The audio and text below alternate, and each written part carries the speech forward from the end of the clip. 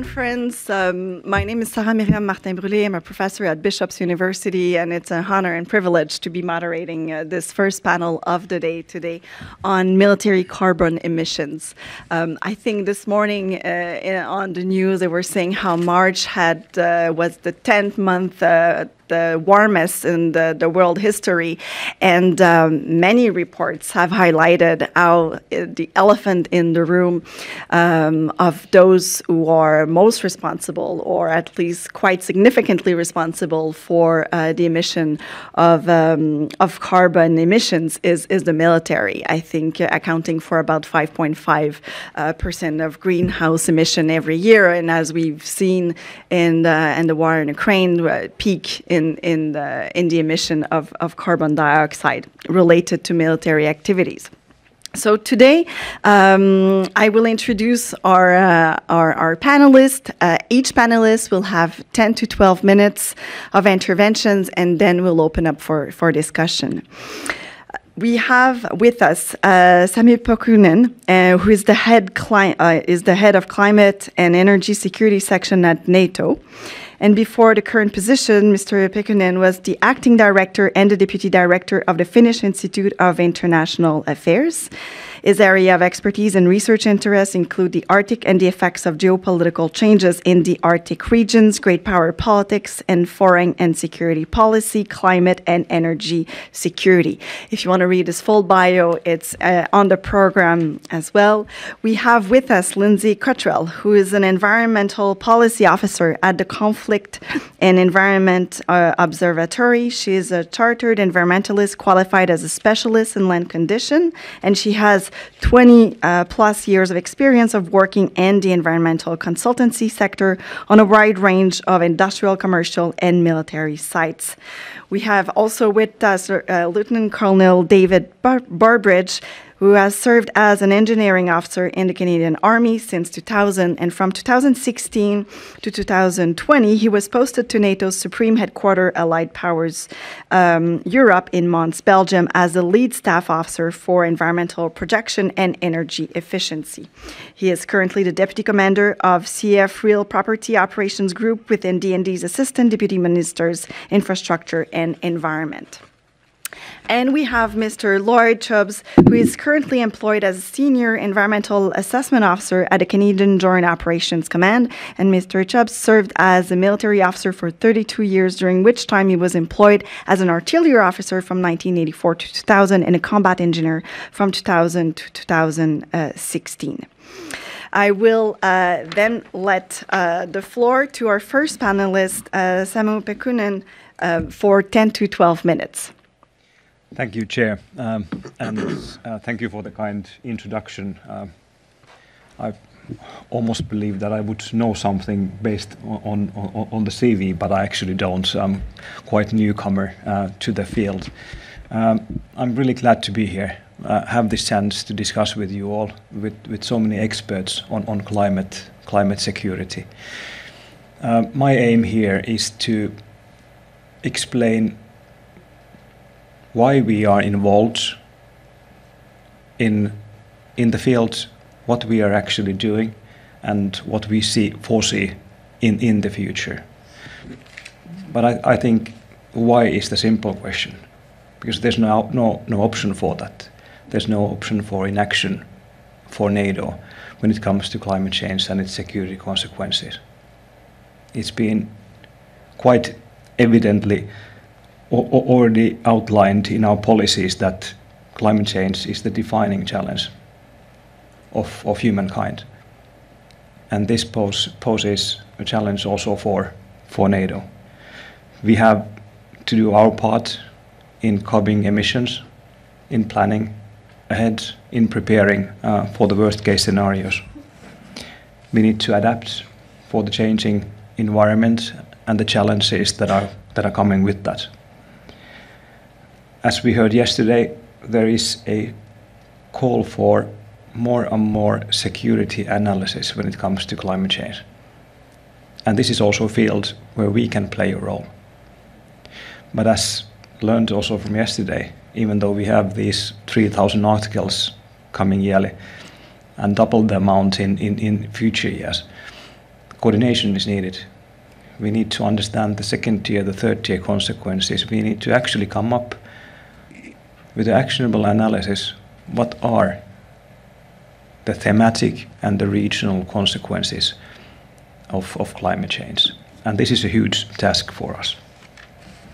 But it is also something that we are already engaged. It is exactly the defense forces, the armed forces, that are responding to climate hazards when we are seeing forest fires, when we are seeing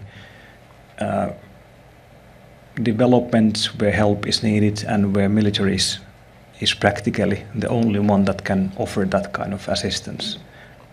And in the future, this role will only be bigger for us. That is putting a strain also on the resources that we have. So in NATO, there's actually 4 lines of work when it comes to climate change that we are involved.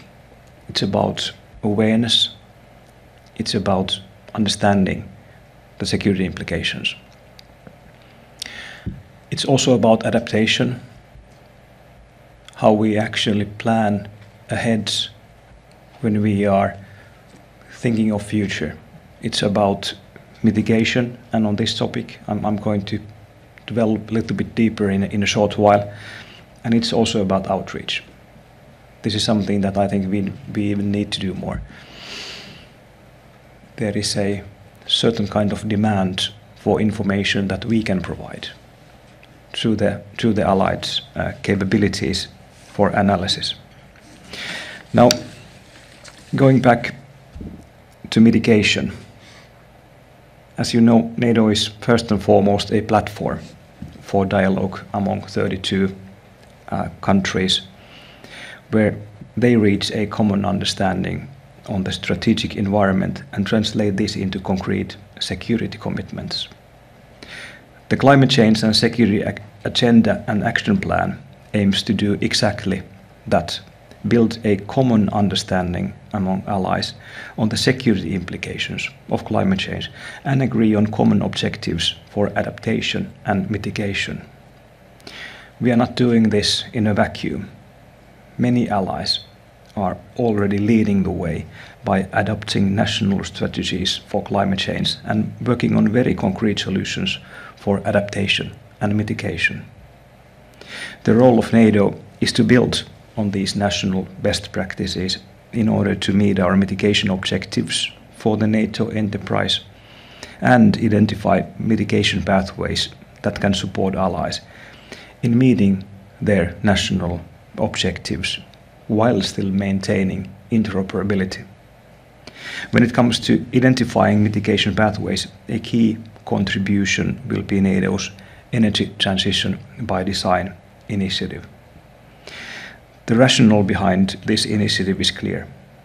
The transition to green energy is taking place at an unprecedented pace in a civilian world. This will also greatly impact NATO and allied armed forces. The fact of the matter is that allied militaries rely on energy supplies and technologies provided by the market. At the same time, this energy transition carries potential risk for the military. If allies start adopting different energy sources and different technologies, the interoperability is at risk. As the fuels allies currently use become scarcer, satisfying the needs of NATO armed forces will become more difficult and operational effectiveness may be affected. At the same time, depending on unreliable, possible hostile third parties for the technologies and materials needed to produce, store and transport energy is a risk to our security. We saw how Russia played the energy card, and we must avoid an over-reliance on China's batteries, solar panels and wind turbines. Mitigating these risks will only be possible if NATO adapts to the energy transition in a planned, aligned and designed manner. Understanding this, at the Vilnius summit, allies agreed the creation of a mechanism to streamline and align the way our militaries will approach the energy transition.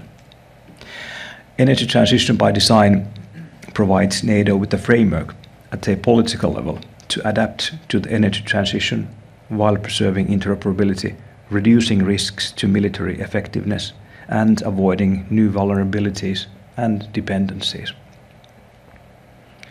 So we have a clear policy framework through NATO's Climate Change and Security Action Plan and through the Energy Transition by Design initiative. We are now focusing on the implementation of these plans. Now, let me highlight a few concrete examples. A key challenge when it comes to mitigation has been the lack of data on emissions in the defense sector, as was alluded in our earlier discussions already. To support our efforts, we have developed a greenhouse gas emission mapping and analytical methodology. This methodology is applicable to emissions of the NATO enterprise, but it can help allies' own emission assessments programs and could contribute to formulating voluntary goals to reduce greenhouse gas emissions from the military. The methodology is based on the standards set out in the GHG protocol, and the 45% emission reduction target by 2030 was developed by applying the Science-Based Targets Initiative to our way we generate, store, distribute and consume energy. This was a huge impact on NATO. In the future, the best capabilities and most cutting-edge technologies will embrace green innovation. We cannot be left behind. We must transition together as an alliance while maintaining interoperability and safety of our systems. NATO is first and foremost a platform, as I said earlier, where we can reach a common understanding on the strategic environment and translate this into concrete security commitments. The climate change and security agenda and action plan aims to do exactly that. We are not still doing this in a vacuum. Sorry, same paper, going forwards. To understand how we will reach our net zero emission ambition, NATO will undertake a comprehensive energy audit of all NATO assets and facilities. This will inform the way forward on developing a roadmap regarding deploying the most suitable energy-related technologies and behavioral interventions. To enable an exchange of knowledge and experiences on the measures allies are already putting into practice, we have developed a compendium of best practices. It showcases what allies are doing in terms of green defense, smart energy and adaptation and mitigation measures. Going forward, we aim to exploit this compendium to support allies in developing national policies to reach their mitigation goals. We have also a growing number of projects aimed at harnessing innovation and supporting energy efficiencies. NATO's new Innovation Fund and Defence Innovation Accelerator Diana will help drive public-private cooperation in innovation, including on energy efficiency, resilience and green technologies. Under NATO's Science for Peace and Security program, researchers work to develop technology to limit GHG emissions, including by developing next-generation energy storage technologies and renewable energy solutions, such as deployable solar panels. We are also leveraging NATO's unique role as platform to agree on interoperability requirements and send the right signals to industry. While our focus is on adaptation and maintaining operational effectiveness, this also brings mitigation gains. Our work on sustainable aviation fuel reduces carbon footprint and has shown positive effects on operational effectiveness. We are also working with allies on a coordinated approach to novel propulsion technologies, including through multinational capability development programs. Now, looking forward towards challenges and some opportunities. The deterioration in Euro-Atlantic security as a result of Russia's actions, posture and threat perception will lead to substantial increase in the number of alliances platforms, as well as training, exercises and patrolling. This will increase fuel demand and consumption, thus also GHG's emissions, at least in the short term. Nonetheless, the decisions taken in response to Russia's invasion of Ukraine to acquire new equipment offer an opportunity to build energy efficiency into capability design, reducing fuel and logistical requirements in future. Transition to clean technologies such as solar panels, smart microgrids and fuel cells should take into account the importance of not creating new strategic dependencies, in particular on China, which currently dominates the control and processing of essential materials. Interoperability is a priority as allies adapt to new technologies to adapt to the impact of climate change on security, and as part of the transition to green technologies and alternative energy. In this way, exploitation of these innovative technologies should be considered at the design stage of capabilities. NATO's mitigation measures can have benefits also in the civilian sector. A strong demand signal from the military establishment that they are moving towards new and cleaner technologies and energy sources can stimulate industry to create the necessary materials, for example, processing for biofuels and synthetic fuels. Thank you.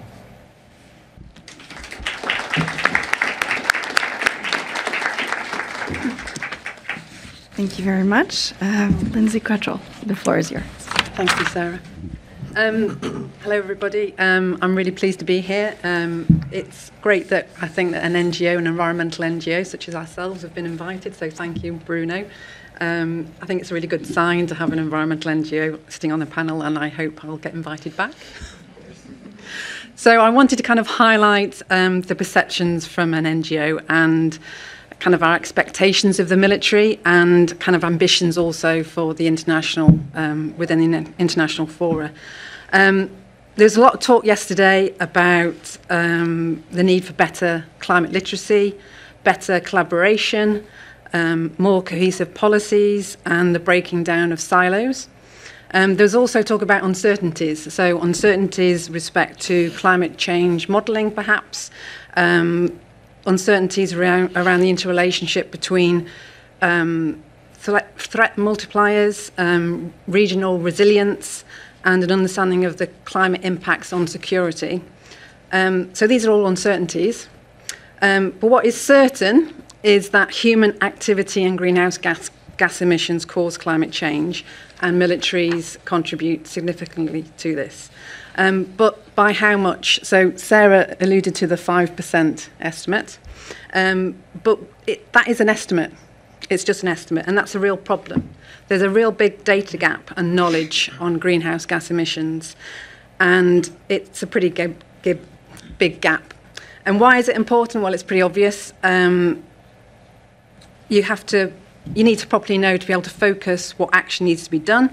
And if you don't know what your organisation, whatever it is, whether it's a military or corporate organisation, what you're actually emitting across your organisation, across your supply chain, how well do you know if your mitigating strategies are actually going to be working? So at CEOBS, at the Conflict Environment Observatory, we focus on environmental impacts of wars and military activities. And obviously this is driven by the principle of needing access to sound and reliable data to assess harm and obviously also support recovery and help to reduce the impacts of climate change and other environmental impacts. So data is important and emission data is quite limited. Back in 2021, we were asked to actually look at the footprint of the carbon footprint of the EU militaries. And when we did that, it was really surprising on the lack of data. And even kind of 3 years on from there, there is still a big lack of this data. And it's quite surprising. But we are seeing steps changing. We're seeing an increased number of countries developing their greenhouse gas strategies. Obviously, we know that NATO recognised this. They published their action plan in 2021, acknowledging the contribution that the militaries have on greenhouse gas emissions, their dependency on fossil fuels, and the need to reduce emissions. Canada, I think it was in 2020, they published their first energy and environment strategy. UK did likewise in 2021. The US Department of Defense published theirs in 2023. Germany as well last year. So there's an increased number of strategies, which is an excellent sign. And there's an increased amount of greenhouse gas emissions reporting, but there's still a really long way to go. And it's a really bland message I've got, I'm afraid.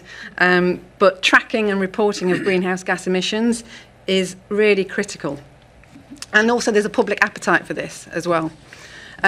NATO's annual report from 2021 actually included the results of an annual survey where they interviewed 28,000 adults across all of the NATO member countries. And the survey included specific questions on climate change. Climate change is considered a security concern by 58% of Allied citizens that were surveyed, and the majority supported national militaries to reduce their greenhouse gas emissions and become carbon neutral in the future. Only 17%, that's 1/7, of those surveyed, believed that the military should be exempt from emission targets. Now, no other surveys have been published in the annual reports in 2021, so I'm not certain whether the question has been repeated or it's just the results aren't being reported. And of course, things may have changed significantly since 2021 because we've seen, obviously, geopolitical issues changing with the war in Ukraine and tension in the Middle East.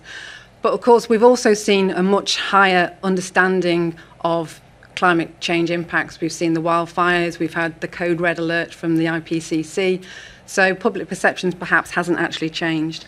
And also that survey wasn't of young people. If you were to ask young people, they probably have a very different response to that. There is another report, a survey that was done in 2021, this is the Lancet Medical Journal. 10,000 16 to 25-year-olds were surveyed, and 84% are worried about climate change.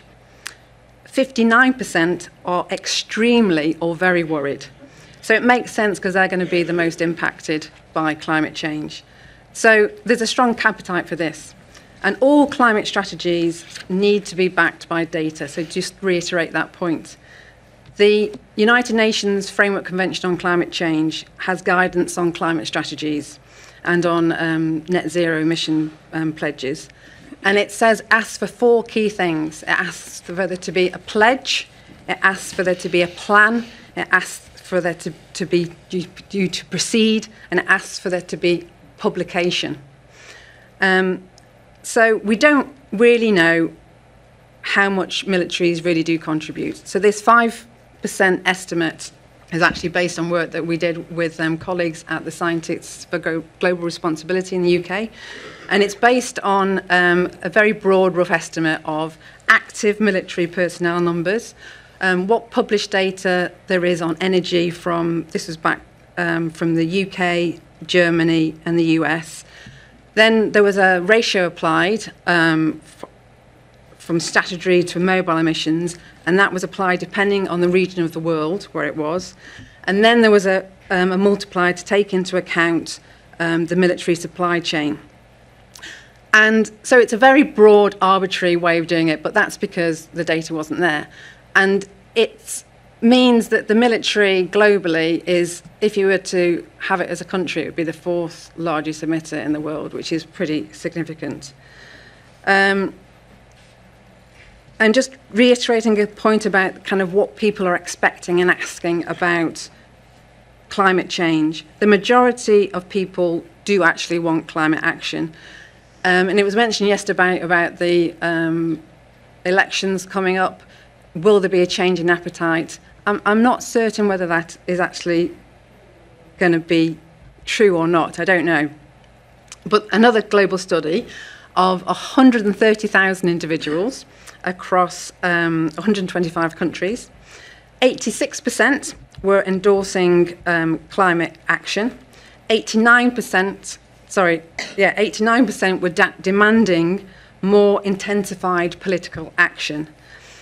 But there was also a perception that this willingness by others from the same interviewees is actually lower. So what they're actually saying is basically people want to act, but rampant climate change denial in the media and on social media makes people think that they are actually in the minority when in fact they're actually in the majority.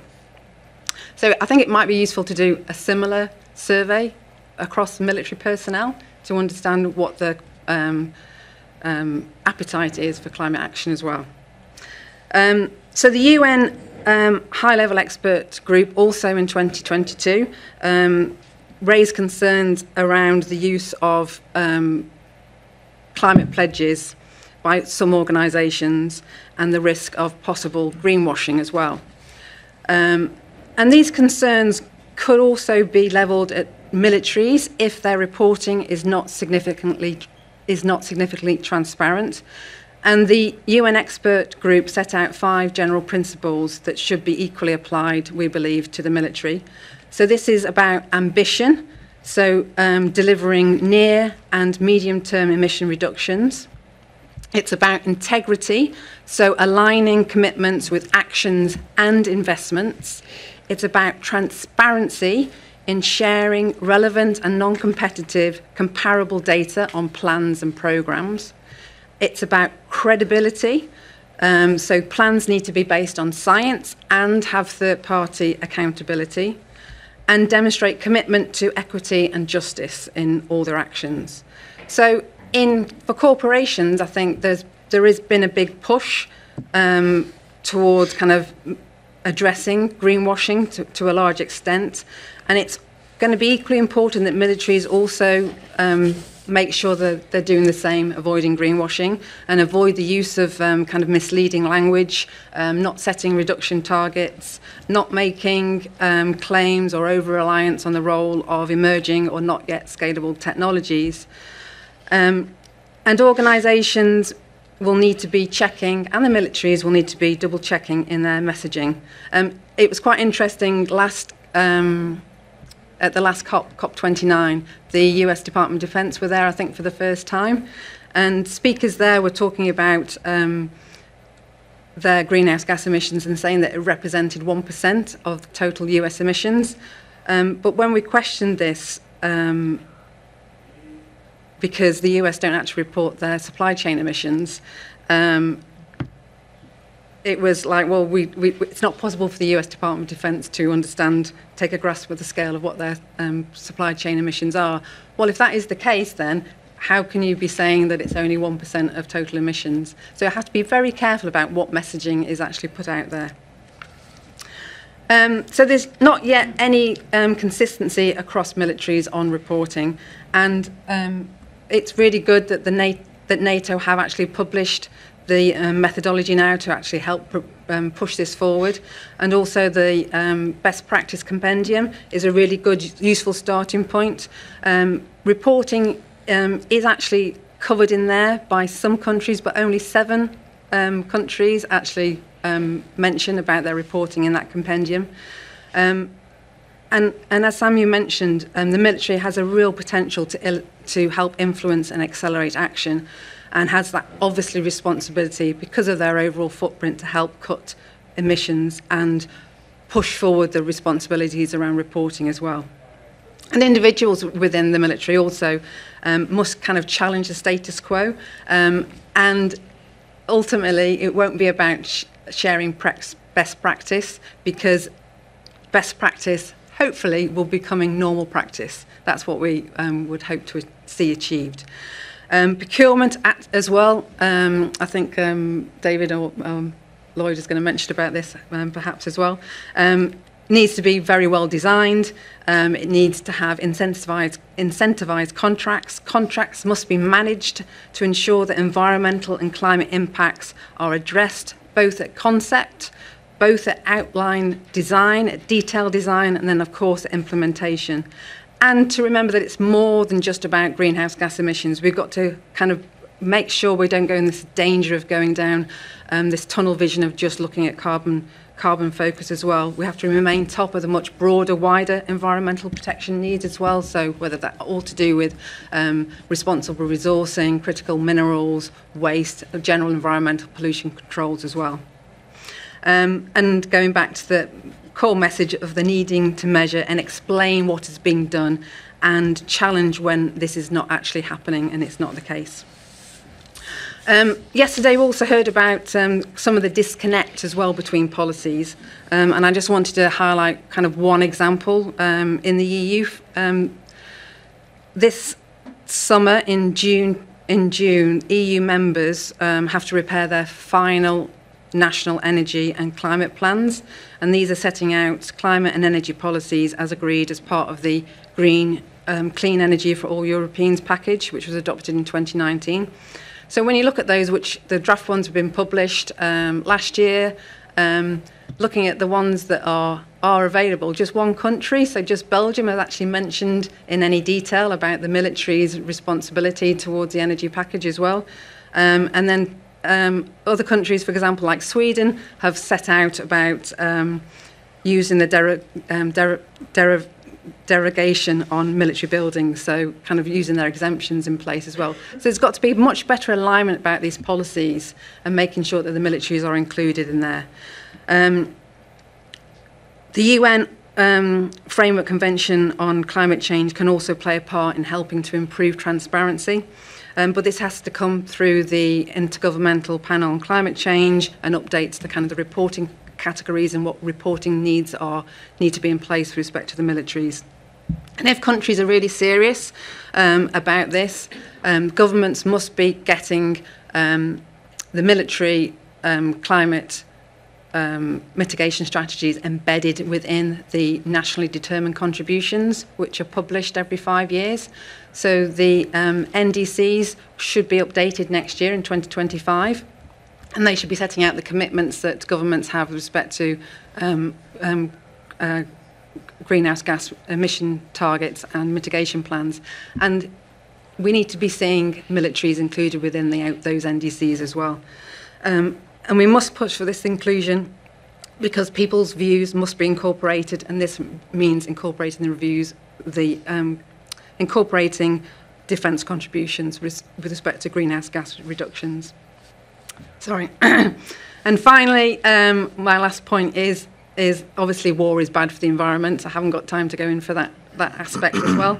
But within the UN FCCC, it doesn't accommodate any reporting for thinking about how conflict-related emissions are also reported and counted with respect to the kind of a global viewpoint. Research has been done, but there's no internationally agreed framework as to how you look and assess on greenhouse gas emissions. And the work that's been done on Ukraine, we know they are significant. Belgium always comes up as the good yardstick, but the emissions from the conflict for the last 18 months in Ukraine accounts for the annual emissions of a country the size of Belgium. So 3 key points to summarise. Mitigation strategies must be supported by greenhouse gas tracking and reporting. Reporting must be transparent and robust. And the challenges must be flagged, especially important when you're talking about very hard to decarbonise areas such as the military, and especially in areas like aviation and in the Navy. Thank you. Sorry, I'm losing my voice now. Thank you. We will follow to my left to Lieutenant Colonel Burbridge. We had initially stated that Lloyd would go first, but it's all good. It's all good. We've got complementary information. So the first thing I wanted to say is thank you very much to Bruno. It's a pleasure to be here. As a uniformed person, I guess I'm in the minority. But I think it really underscores the importance of sort of the all-hands-on-deck nature of this topic. Being surrounded by academics and people in State Department and you know, people from afar, not just from Canada, I mean, it's been an enriching professional experience, just hearing from people. And I think it's something that other people will benefit greatly from as well, not only in the Canadian military, but in other militaries. I guess I've got one colleague here with me. He'll be on a panel this afternoon. So Vince will be on the CASA panel, fourth one. I'm not sure how many people are viewing online, if we've got data on that, but I hope people are watching, and of course it'll be available online in the weeks to come. So, you know, I guess talking about academics, think tanks, and all this kind of stuff, I guess I really wanted to underscore, too, the point that Linsey had made about NGOs. You know, I do think the gap sometimes between the military and NGOs can be sometimes a little bit greater. Where sometimes, you know, draw their ire a little bit for valid reasons, and maybe sometimes there's a difference of opinion. I guess I just wanted to say that when they can criticize or comment, I think as a military, we have to be willing to look at ourselves in the mirror and see if there's an element of truth of what they're saying. So I think, you know, it's an all hands on deck type of topic. We have to give all sectors a voice. And I guess I would say, too, that speaking to academics, you were talking about yesterday about the need to speak a common language, but it's often not the same language as military people. So just remember when you're communicating with military people to make sure that those messages are digestible, because, you know, military people could be intimidated sometimes by the academic nature of the language, but it's a topic that they need to embrace. And so it creates that dialogue there. And of course, you know, we have a responsibility to meet you halfway, and, you know, we all want to meet in the middle to bring effective progress on this very important topic, which is why we're all here. Of course, NATO is going to continue fulfilling its three core tasks of collective defense, crisis management, and cooperative security. And NATO needs to be able to conduct these tasks on NATO terrain and abroad using joint multinational forces, able to react on short timelines, sustain itself potentially over long periods in an environment where we cannot assume technological superiority. So, you know, the point was well made yesterday, I think, but worth reiterating today that NATO's climate change responses cannot undermine or reduce NATO, military effectiveness. It's just not something we can compromise. You know, we've talked too about 5%, 6%. You know, where that lies. Of course, that's the minority globally. It doesn't mean we don't have a responsibility, but, you know, in perspective, the militaries need to make sure that we can make as much progress as we can on this topic, but understanding at the same time that it's not the majority. And NATO's collective defense capabilities, of course, remain highly relevant and necessary. We rely almost completely on carbon-based fuels.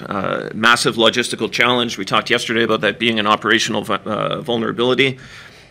But that brings, you know, it can be overextended, it's inefficient.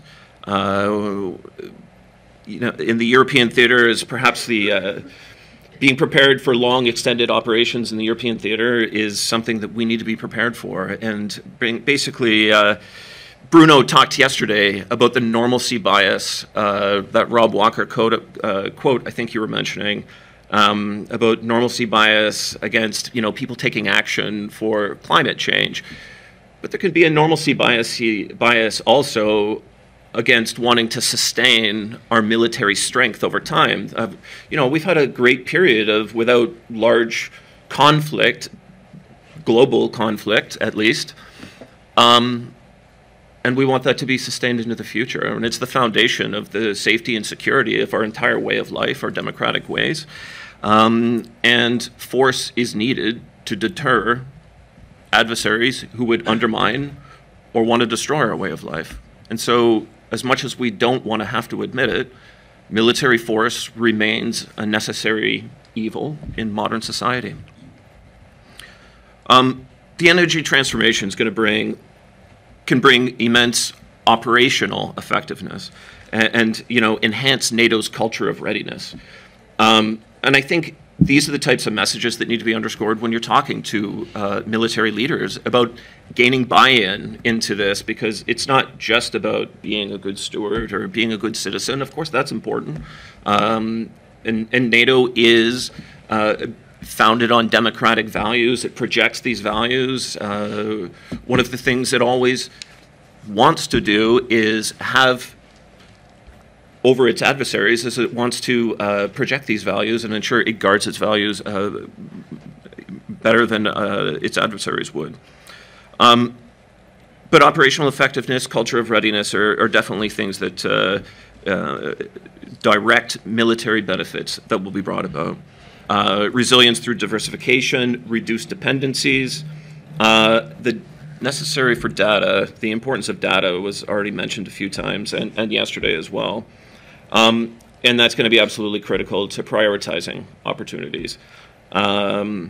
Vehicles, but also infrastructure, you know, domestic fixed infrastructure within D&D and all militaries abroad is a place where we can begin to make those gains right now. You know, within the Department of National Defense here in Canada, we do energy performance contracts right now. We're doing a lot of carbon studies on all our bases. We're doing that process right now of analyzing all our bases and seeing where those hot spots are and where we can make good gains. And again, we need that data to make sure that we're making positive and prioritized investments, and we want to avoid well-intentioned but misguided investments. I do think that there's a moral element to this as well. Like I said, NATO consistently defines itself not only by its fundamental collective defense nature, but also being built on a community of like-minded people, liberal democratic values, and these types of things. And NATO taking on this challenge will reflect positively in its leadership in the world. The Secretary General has already mentioned before about we want to be the leading international organization on this topic of military missions and military responses to climate change, and setting the gold standard. The gold standard is obviously sets a very high bar, and I think it's not just for operational reasons, but also for reasons of NATO values, which is the core. And us embracing this challenge will enhance credibility and legitimacy of NATO as well. That being said, we will make these gains where we can while not compromising on operational effectiveness. And I think so in that way, I think NATO needs to underscore that we're going to make an honest effort to make those gains, but we shouldn't oversell our ability to make that transition quickly, completely, going back to the question of values, I think it's important too. There's a war for talent these days. Militaries are trying to recruit. You know, we face this in Canada. All Western nations face this. Linsey mentioned young people. Young people are our primary target for bringing people into the military and hopefully having a long and successful career. We need to make sure that our values are aligned with theirs. And although we can't make all the gains, you know, our gains might not be as fast as other places in society, we need to at least show that we're making an honest effort in the places that we can without compromising on our operational effectiveness. And I do think that there's recruitment and retention implications to that as well. You know, she also mentioned people in the military. No, I do notice that more people are asking about this topic in the military as well. Even if you look at the Canadian Forces College, where you know senior majors, junior lieutenant colonels go off to study operations and geopolitical factors and all these types of things that inform them and help them become, you know, broad thinkers for the future of the Canadian Armed Forces. The more and more, you even see papers that people are producing they're choosing, they're self-selecting to do these because they see it as an important topic and worthy of study. So, there's a lot of potential, and even for academics in this room to be able to, suggest topics or somehow, connect with the military community, whether it's through Bruno or directly with the Canadian Forces College, to take on students or, offer, lectures during this course, I think is a very positive thing. NATO's strategic goal, obviously, over the long term, is to be interoperable and an energy-enabled organization. Interoperability, obviously, it's an area of risk for the future with this transition, one that will have to be managed closely, but is unavoidable. Obviously, in generating an alliance, we've managed that over time. It's just a new challenge that NATO will take on and embrace, and with proper foresight and attention, it'll be successful. Getting down into the nitty-gritty as well, I mean, we talk a lot about these concepts, but over time, too, with whether it's in NATO headquarters, Allied Command operations, across the entire NATO command structure, the NATO force structure, we'll have to look at functional organizational requirements, as well as force requirements, infrastructure requirements, and all the sorts of implications that this is going to have. It'll create new waste streams that we have to deal with on operations and handle responsibly. Energy standards being updated and established over time, and obviously there'll need to be a prioritized way of doing that, and done in a way that promotes cohesion within NATO. So, we talked about this yesterday in relation to the European Union. In any large group, when large changes or forces are at play, of course, cohesion can be something. And cohesion is the center of gravity of NATO. And so all of this needs to be done in the context of maintaining that. And I think it can be a force for positive for cohesion within NATO.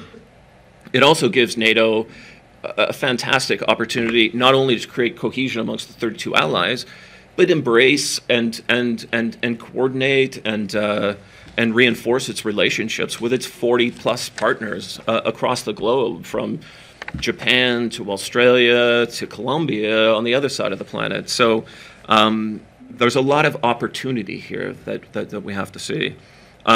Alexandre, he blew our minds yesterday when he talked for a bit about machine learning and, that the massive things that can happen. We're all startled by the news, in a positive way, maybe a little bit of concerns about AI as well, about all the things it can do. We want to see this explosion in energy as well, about how it can be stored and things like that. But right now, there's no easy way to store energy. It's a challenge for us, and some ships can use batteries, but there's no battery we can put on a jet. It's just not possible right now. We're going to need a major technological jump for this to happen, or some other way of doing it. Militaries may need to rely on offsets for a while. But as Dr. Scholten said yesterday, it's net zero. It's not zero petroleum. So, this is just making an honest effort with what we can do, and then making alternative ways of at least reducing our footprint, our net footprint, over time. There was a comment yesterday about batteries and the danger of batteries, and I guess, just ADM Matt had with somebody I know within ADM Materiel, they're the ones that do all the large procurements for platforms and all that kind of stuff. They had mentioned, they have a destructive testing facility, and they had actually tested. They shot a 50 cal round into a lithium battery, and then it started on fire, and for 22 hours, all in a very environmentally safe way. So I just want to be very clear about that. But this is the way they test things, and battlefield conditions, and just see what happens. And it started a fire for 22 hours that they couldn't put out. So just coming back to that point that we have to enter into these things carefully and with full understanding. I'd love to have electric vehicles on the battlefield. So I want to embrace this where it's possible, You know, there's a lot of agility. You know, the sound signature is extremely low. Torque, you know, electric vehicles can do amazing things. But again, we need a large technological jump to get there for the military. I guess just a few small words. I know I'm probably running out of time, but defense is a big mouth to feed. We all know that. It's, you know, it's large portions of our budget. And in any government, not every department can have everything at once. Defense has to be prepared to bear pressures when pressures exist across governments. And if we want to spend in new areas, we're going to have to find ways to bring back in others. And we're going to have to find good ways of doing that. And, you know, hopefully digitalization and AI can help out with this. That'll sort of, you know, make jobs easier or not necessitate people to do certain types of jobs, and that'll help out with this over time.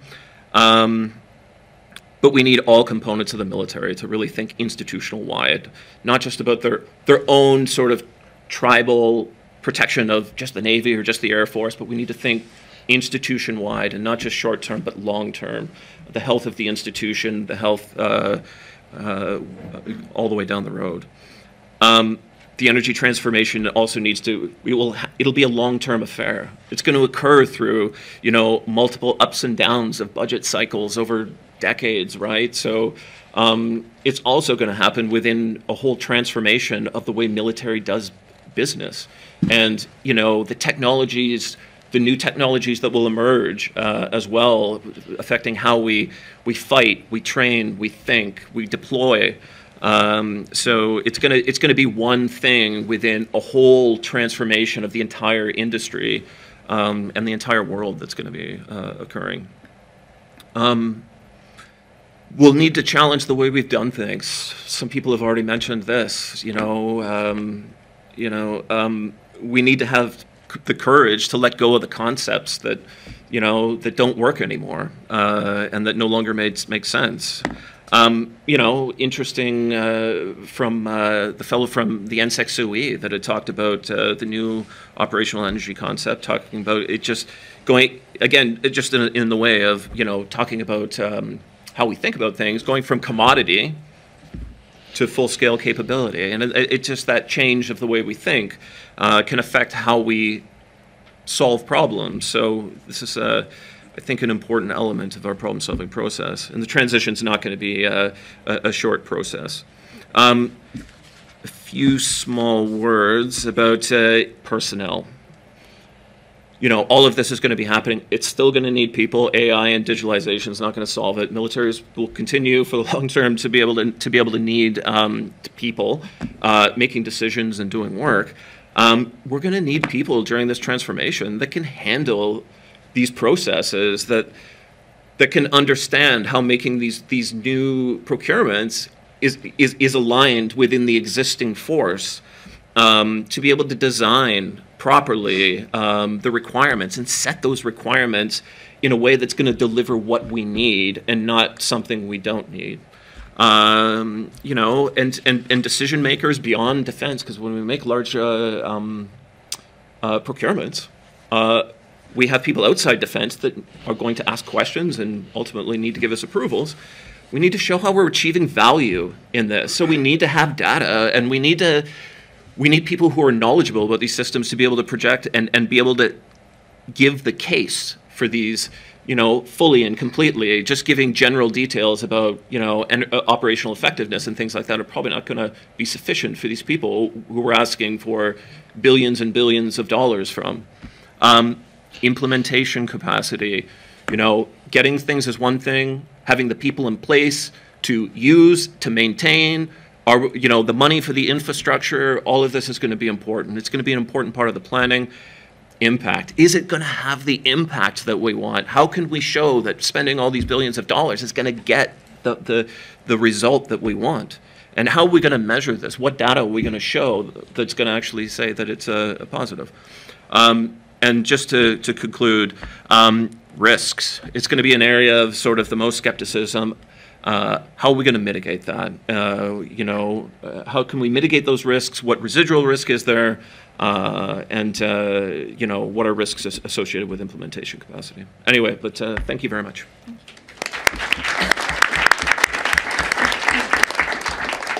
Thank you. Lloyd, please. Yeah, I guess I should start. I probably may put on my helmet during this discussion. I tend to go into a lot of rabbit holes and go off in many directions. I will start by the biographies may have sort of brought up a few questions. Why isn't there a former artillery officer in front of you right now? So yes, I spent 32 years in the military. From 2007 until recently, I've been working on NATO environmental energy projects. I was the chair of the NATO Environmental Protection Working Group for 2 years. Dave replaced me in SHAPE. I spent the last 9 years in SHAPE, of which the last 7 I worked for NATO's procurement agency. So I understand a little bit about procurement after they taught me what a contract actually means. I'm now working in a field back that I did for 4 years in uniform, trying to manage environmental projects in a defense nature. And just to make things even more complicated, I'll get to that at the end. I'm just completing my PhD in a field. I think that the discussions I've heard for the last 2 days and probably for the last 2 years, there may be some lessons that can be identified, because it's environmental management in international organizations, of course, the case of NATO, because I've lived it for 17 years. And I said, there's enough of me sitting back, and I may complain at times, but it was time to maybe give something back to NATO that they can maybe mitigate or help them, give them a tool to assist them in improving what I've seen at the practitioner level. And I may go into that a lot as well. So, as I've said many times, strategy doesn't translate into tactical at all times. It's great to write a lot of documents, and believe me, I was a military planner for years as well. We love to produce books, but the book oftentimes doesn't get down to the stage that requires concrete results and implementation. So I'm going to start by a few things, and I'm only going to really focus on Canada, but yes, I will go off into many directions and talk about NATO, because after almost 20 years working on NATO projects, I just can't forget what I've done as well. So in Canada right now, and Canada just released the Defence Climate and Sustainability Strategy, and I'll try to focus on sort of how this relates to carbon emissions. So that strategy is 2023 to 2027. And I worked on the original Defense, Energy and Environmental Strategy, and I was the culprit who put in the 50% reduction of fossil fuels on deployed camps. So I take any blame for that, because I know the reality is that in 2012, when we started doing this stuff, we're talking about reducing emissions and reducing our footprint on deployed camps. 12 years later, we're talking about the same thing that we talked about in 2012. So again, when I say that we've written enough, it's time for action, and I will keep saying that. And I have a few more years of full-time work left, and I'm sure that my son, who is now a major in the Canadian Army, who's going off to NORAD, will be hearing the same thing when he retires in 20 years. So the strategy has been promulgated, it has been released, and there are some concrete points there, but a lot of it, again, is related to understanding the problem. For example, they want to develop a strategy for aviation fuels that supports the Government of Canada's goal of achieving net zero emissions. That is just developing a strategy. So again, and I agree with Dave and other people that mentioned, from an aviation fuel perspective, I will be long gone before I ever see a flying F-18 or F-35 on anything other than jet fuel. Canada has done tests on a C-130 Hercules with biofuel. The issue is, and I'll get that later, is you will never convince a pilot in 2023 to fly an aircraft on anything except jet fuel right now, JP1 or GP8. So that is another issue that I'll talk about later when we talk about the cultural shift, the organizational, and the mindset. That is something that needs to be overcome. They're talking about introducing low-carbon fuels in the Royal Canadian Navy and the Royal Canadian Air Force where available, affordable, compatible, and operationally feasible. In other words, they will do a study. And again, that is the reality where we are 12 years later. So and having spent 7 years in the procurement agency, we don't need another industry day. If we need another industry day, like we need another firepower demonstration. We know it's there. Industry can give you the solution on 90% of the problems you're looking at least the easy fixes. But we will continue to do industry days. So we're going to do complete baseline energy and fuel usage evaluations of select marine vessels. This is 2023. So we haven't done the baseline energy and fuel usage. And I'll give you a few examples of where in the Canadian Army we've done similar, some work in that since 2010 at least. Through the Deployed Infrastructure Energy Management Program, it's interesting because I work in the deployed headquarters. I don't know what that program is right now, but I will explain what it will be. My headquarters will be working to increase energy efficiency of deployed infrastructure and mitigate operational impacts of the physical environment. And really the only target that is there is that deployed members will be trained through this program. In other words, we will give them whether it's an online or it is somebody will go with them and give them a 1-hour lecture on what they need to do. That is it right now. But there are, again, I will talk about other initiatives that go beyond giving another lecture to a soldier in line with the 25 other lectures they get when they deploy. 20 minutes after they receive the lecture, they have no idea what you said. But again, training and awareness is a key element. We will develop a climate adaptation framework for military equipment and implement at least 2 other high-priority adaptation measures by 2027. There are many academics there. If somebody can translate that to me, I would be very happy to understand what that actually means. Probably another study. We have to do a decarbonization plan for our military land fleet that will include evaluating options to reduce emissions, such as fleet upgrades, alternative technologies, and improvements to training activities, all while maintaining operational effectiveness and commitments. Again, when I help write the report back in 2012, these are the similar messaging. But again, I'll explain, me on my soapbox, I'll explain sort of where I think we can assist. Strengthen national defense green procurement criteria and processes for military fleet procurement by 2027 to improve fleet energy, emissions, and environmental performance. I think they're talking more of the domestic fleet. Having spent the last 7 years in NATO's procurement agency, I cannot go into many details, because we're being filmed, but believe me, there are areas that need to be improved because part of my research involved doing surveys at both the NATO headquarters, 8 of them, and NATO's procurement agency. And by next year, it will be published and released. And I do have the legal authority saying I can't release it in NATO. So there are other projects that our headquarters are working on as well. If you Google Pop-Up City Challenge, so CJOC and the office I'm working in went out to industry through the Innovation for Defense Excellence and Security ideas, and basically they asked industry to produce, to give solutions to reduce fuel, potable water, and solid and liquid waste on deployed camps. Each of these by 33%. The competition occurred, and the winning bidder will now develop a prototype. They've been given a certain amount of money through this initiative to develop a prototype. This is interesting because in 2012 we called it Camp in a Box, and we did the same thing. And we did a number of initiatives using sort of simple techniques on camps as well. So but again, this is, they will develop a prototype, but there is no follow-on to this. The follow-on to this is what's called Camp Sustain. So Canada will be procuring new deployed camps, relocatable temporary camps up to, say, 1,500, 3,000, the numbers are in different geographic areas. The challenge is, because I received a phone call from the lead engineer in that procurement who was asking about their requirement. What is the requirement?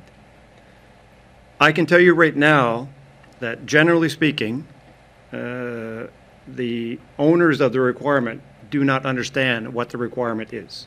They do not know how to delineate and give you a clear requirement. And having been at the other end of having to take a requirement and turn it into a contractable solution, it is a challenge. It is very like a dentist pulling teeth. You have to feed them the information, and that is not their fault. They are not taught how to define requirements. The other issue is, from a procurement perspective, is the customer and the procurement authority usually are not linked. In other words, they will procure something, and at the end the customer will say, well, why did you procure that? Well, the requirement wasn't clear. And then when it comes to energy, climate, environmental, the engineer that is giving the requirement, they often do not have that background. Rarely will you see somebody, whether it's an energy person, somebody has climate background or environmental background, that is able to really delineate and give a clear requirement. So we are still, I'll give you an example, NATO's recent deployed camp that my previous agency is procuring. In 2014, I proposed to the NATO headquarters at the Office of Resources, who were basically, they went to the nations for the funding. I said, we need to look at alternative energy solutions for the power generation. You know what the answer was? It isn't minimum military requirement. So in 2014 we tried, but again, it's a mindset. So the people that are that will deliver this to the nations for approval did not have the mindset to even support looking at alternative energy solutions for these deployed camps. So these new deployed camps that will be with NATO for the next 20 years will be powered by diesel. There are opportunities to manage them, but it is very low in terms of the reductions that could have been achieved, but it came down to how much will it cost. It's a cost thing. They didn't look at the total savings over time. And if we don't, we have the opportunity right now through the Canadian procurement program, because they're just under pre-definition. We have the opportunity to influence it. But the only entity that will influence it will probably be our office, because we are going to be the user of it.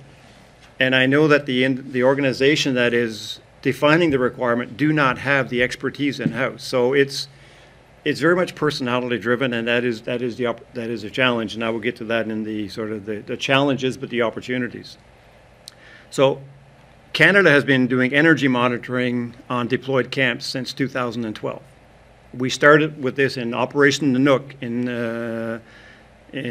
the Arctic in 2012. We also did a closed loop system, taking wastewater, putting it through a wastewater treatment plant, putting it through water treatment, but nobody would drink the water. And it was cleaner than the water coming out of the river. That's a mindset issue as well. So the energy monitoring is continuing. The data is there. We've done it in domestic. We've done it in Latvia as well. We are developing an energy manager's handbook. That's one of my things to do in the next year. We are developing a deployed energy management directive, and it is related to, I look at NSEC, but you're no longer NSEC, but the Energy Security Center of Excellence, it probably was based on that document as well. So we're trying to give tools to the users, because right now they don't have the knowledge to be able to do what they are expected to do. In other words, you don't know what you don't know. So we're trying to give them tools. We've developed environmental aid memoirs for deployed operations. Now we'll have an energy manager's handbook, energy management directive. That is the first step, at least to give them tools to be able to move forward. We will be training deployed personnel on energy management and best practices. And the energy management, again, I don't use the word climate change. Why? Because climate change to a deployed person, they know what environmental protection is, they know what energy is, and they know what power generation. You mentioned climate change, they think Al Gore. They think COP. They need to understand at their level. Climate change is great when you're talking at the strategic level, at the political level. Down below, you need to translate that into layperson's terms. We are working on an environmental management system to include deployed operations. So And that's why I think in organizations such as NATO, the climate change has sort of been put over as an umbrella over other topics that are slowly being forgotten in NATO. And I've lived the environmental management topic in NATO so long, very few people are talking about that right now. And I have recent examples that shows that things are going in the wrong direction because we're now saying it's all under climate change, but they don't know what it means. So we are trying to become active in defining the requirement to influence procurement before we get, because once it is delivered, we have it for 20, 25 years. And this is only focused on deployed camps. I am not going to try to convince the Director of Land Requirements, who is responsible for the new generation of tanks that was just announced in the Our North Strong and Free, to look at anything. The tanks will be the tanks for the next 20, 30 years, and they will be powered on one type of fuel, because they will be procured in such a period of time that it will be impractical to try to look at. But we can influence the deployed camps. We can influence infrastructure. We can influence certain things. You need to fight your battles. So some of the challenges of, I guess, reducing carbon emissions during military operations, and these challenges are really not technical. They're not technical challenges as well, and this is related to my research as well. Organizational. Defense right now, NATO, the job that Dave did, the job that I did, that is the only full-time environmental position, energy position, and probably the climate position. So it's one person in all of NATO full-time. That is below NATO headquarters. That is that shape. At the Joint Force Commands below that, it is a secondary, tertiary duty. They are reactive. So when I retired in 2016, I drafted a letter to the international military staff, signed by my boss, saying that environmental management is not sustainable. If you do not work at mitigating the human resources across your headquarters, you're going to be going down the same direction and nothing has changed. Unfortunately, that document was never read. But I can't control that. I can only draft, get it signed by my boss, and forward it. And I think from a climate change perspective, if the human resources, if the organization does not, and the organization are the nations, it is not NATO. The nations have to bid for positions. The nations, it will take a nation to step up and say, we will be the champion of climate change. I would use the word environmental management or energy, and they will say, we will, and the challenge is they just went through a transformation. So they just transformed, and during that they created one position, additional position in shape, but below that, so for the near term, it's too late. They missed the opportunity. So the staff did not recommend changes to the staffing, and the nations, of course, will take the recommendations of the staff. So you are where you are in terms of staffing right now. Our organization at the Joint Operations Command, we just went from 1 to 3 people in this year. So we just hired myself and another colleague. Unfortunately, the military member is not replaced this summer, so we're back down to 2, but we're still 2 times more than we were last year. So that is a positive thing. I think other nations can learn from what Canada has done in a defense perspective. And again, I'm really focused on the environmental management because I think that is the big piece that you need to attack inside of defense. And Canada has taken a number of steps from human resources to training to data collection that I think, and we do contribute to the NATO working groups, and we do share such lessons. For the deployed staff that we have on organizational, we will give them the training. They tend to be military engineers. We will try to give them the training, but we're also giving them additional responsibilities. So yes, they have the 3 hats. They are the military engineer. That includes infrastructure, explosives, fire, construction, everything. Now we give them environmental, energy, climate. It's still the same individual. But I think it's actually working because of the mind. They are engineers, and we do give them at least enough training, and we do Our organization provides the oversight, something NATO needs to get better at. NATO does not provide sufficient oversight, and this is from the shape level down below of what's happening on the ground. And I have many examples of, and we try to resolve that. But yet, with that, there is still no strategic direction and guidance. So we don't have a Canadian really strategic direction and guidance. The new defense strategy, but from the defense, from the D&D, really, how you want us to manage climate change and security, we don't have that yet. I think it will come, but I think Bruno knows as well that within D&D, climate change is primarily led by Global Affairs Canada. D&D right now, there is no owner of climate change.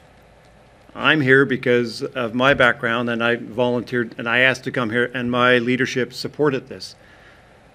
They may have made a mistake because I will continue to push until they say no.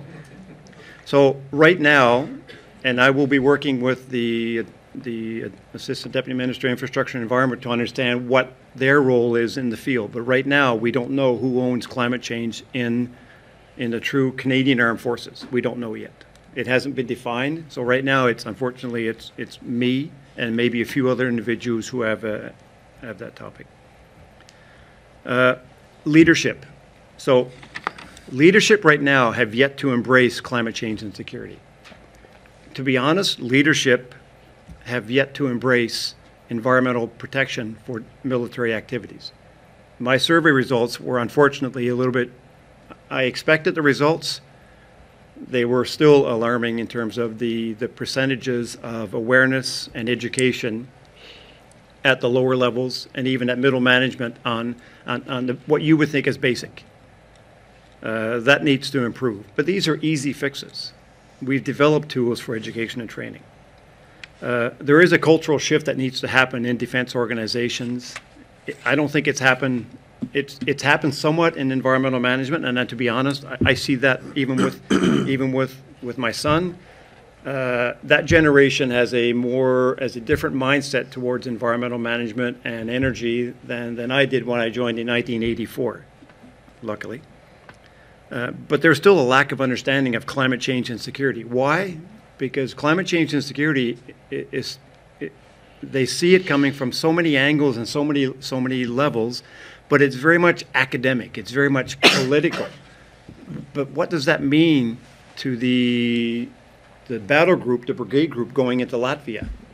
What does that mean to them?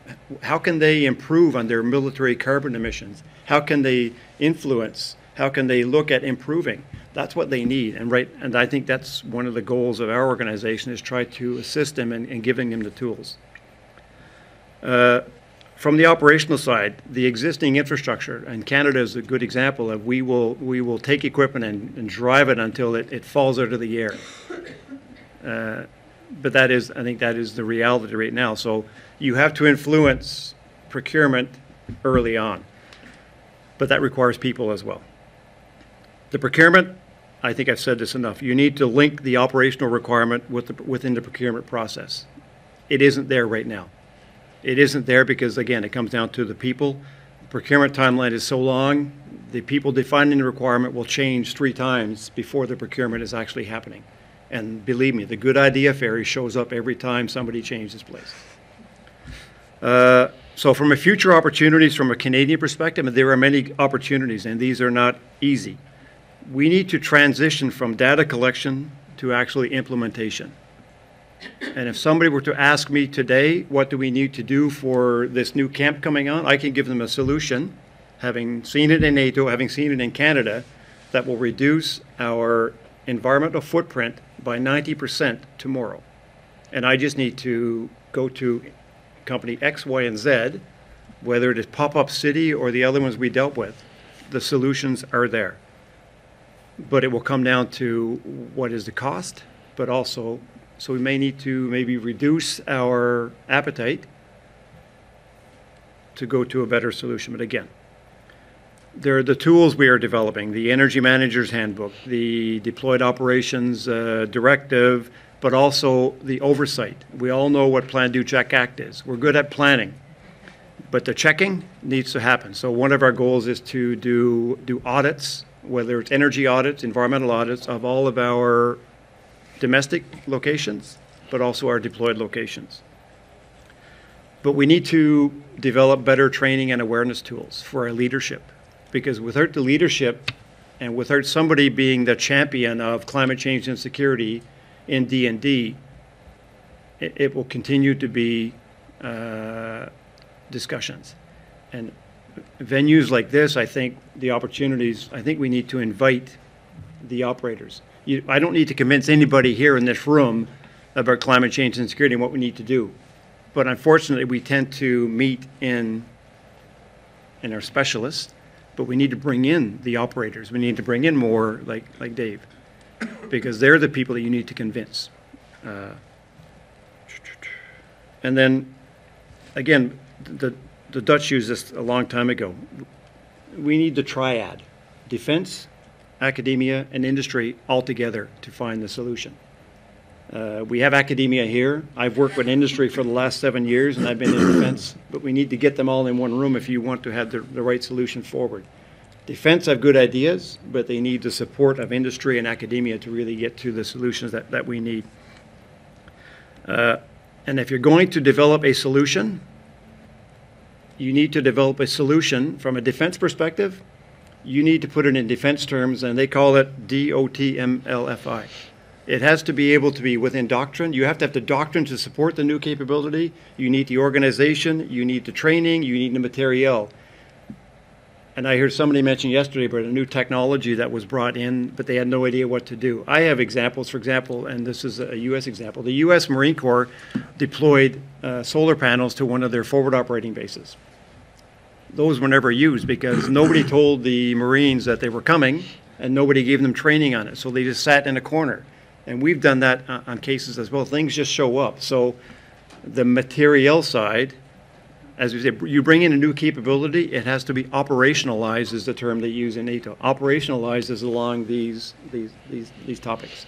If it isn't operationalized, it is destined to failure, because you will not have the people, you will not have the training, you will not have the supply chain to back it up.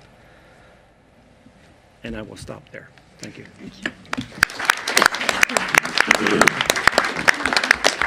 Thank you so much. We started with now we know limited data, and it was well highlighted that the gap in the data needed and what's counted and what's left out as well, and how it has an impact not only on the awareness internationally but nationally as well.